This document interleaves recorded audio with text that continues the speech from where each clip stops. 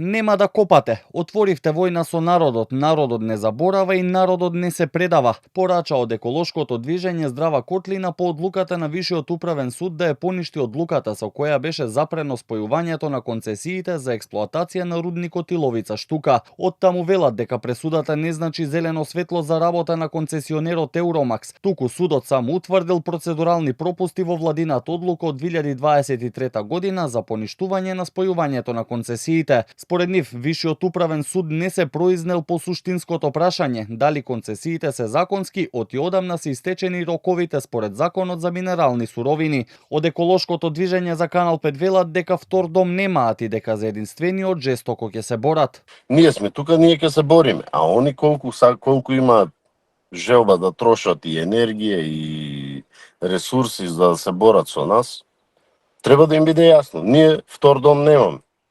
Тоа е еден.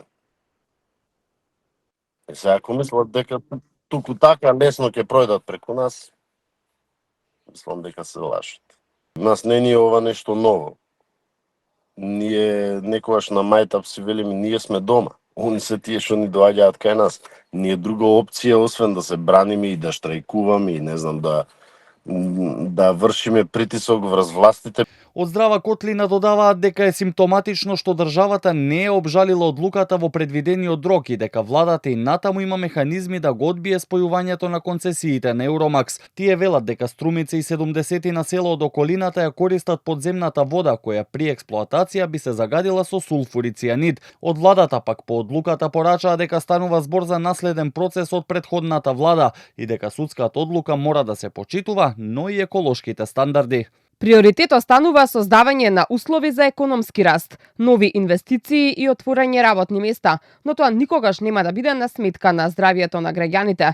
Канал 5 се обиде да стапи во контакт со концесионерот Евромакс кој го развива проектот Иловица Штука за став, но одговор не добивме. Дел од медиумите пак пренесуваат дека од компанијата пресудата ја толкуваат како целосно враќање во сила на одобрението за спојување на концесиите Иловица 6 и Иловица 11, а воедно и дека очекуваат комуникација со властите за да го финализираат новиот договор потребен за натамошен развој на проектот.